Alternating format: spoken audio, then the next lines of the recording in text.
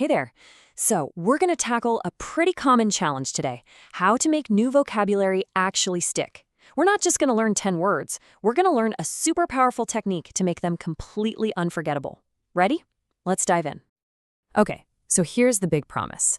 Learn 10 English words in 5 minutes. I mean, that sounds pretty awesome, right? And we're absolutely going to hit that goal together. But let's be real. Just hearing a word and its definition, that's not enough. We've all been there, haven't we? You learn a word one day and poof, it's gone the next. So, that's the real question, isn't it? How do we get these words to move from our short-term memory into our long-term brain storage? Well, the secret, it's not just repeating them over and over. It's about connection. And that's exactly what we're going to build right now. So here's the plan. Instead of trying to memorize some random boring list, we're going to connect these 10 words. We're going to build a little picture in our minds, a mini story that our brain can easily grab onto. It's way more effective and honestly a lot more fun. Every good story needs a setting, right? So let's start there. This first little batch of words is going to give us the scene, the place, the characters, the whole vibe. So watch closely how these pieces start clicking together. First up, our story kicks off with a trip. Super simple, right? A trip is just a journey you take to go somewhere. So let's start picturing it. This is the beginning of our little adventure.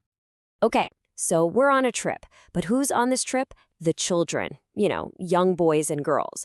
So now our mental picture has its main characters. We've got a group of kids on an adventure. So where did these children go on their trip? They went to a pond. You can picture it, right? A small area of water, maybe in a park. See, the scene is getting clearer. We've got children on a trip, hanging out near a pond. And what's all around that pond? Soil. The dirt, the top layer of earth where all the plants and trees grow. This just adds a real kind of earthy detail to our scene. You can almost feel the soft ground under your feet, can't you? Okay, let's pause and put it all together. Just look at that. Those first 4 words, they're not just words anymore. They're a little picture. The children took a trip, they played near a pond, and the soil was good for growing plants. See? It's not just a list, it's a memory you've just created. All right, so our scene is totally set, but right now it's just a still picture. Let's add some action. These next few words are going to bring our story to life, get things moving. First up for action words, lift. It just means to raise something up. So let's picture the kids in our story. Maybe they're lifting up some cool-looking stones or some fallen branches they found by the pond. And what happens when you lift a bunch of stuff and put it all together? You get a pile, like a big heap or a stack of things. So in our story, maybe the kids are making a pile of all those neat rocks they found in the soil. It's all connecting. Okay, let's add another little detail. This one's kind of funny. Lick. You know what that is, to touch something with your tongue. To make our story even better, let's imagine there's a friendly dog with the kids. And what's it doing? It's licking someone's hand, of course. All right, we've got a setting, we've got characters, we've got action, but every good story needs an ending, right? A result. So this last group of words is going to wrap everything up and bring our little tale to a nice, satisfying end. Let's see how it all comes together. So our ending starts with the word early. Doing something before the usual time. Let's imagine the kids' day of fun is winding down.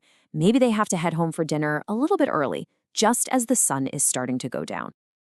And after a super fun day of playing outside, what's the one thing you really want? A meal, right? The food you eat all at one time, like dinner. This is just the perfect way to end their trip. They played hard, and now they're all sharing a big meal together. And our final word is whole. Whole just means the complete thing, all of it. This little comparison here shows it perfectly. You don't just have a slice of the apple, you ate the whole apple. And back in our story, the kids were so hungry after their trip that they ate the whole meal. And that's it. Just like that, you've actually learned 10 new words. But you know what's even more important? You've learned a method, a technique. And now it's your turn to really make this your own. So here they are, all 10 words all together. But look at them now. They're not just some random list anymore, are they? You have a story in your head, a web of connections that's holding them all together. Seriously, that's a huge accomplishment. You did that. And really, this is the secret sauce right here. Real learning isn't about just cramming single facts into your brain. It's about building connections between ideas. By creating that little story, you gave every single word a job, a purpose, a place to belong. And that makes it so much easier for your brain to find it later. So think about it. You're walking away from this with more than just 10 new words. You have a powerful new strategy for learning. You can use this for any new vocabulary in any language you want. So the only real question left is, what story are you going to build next?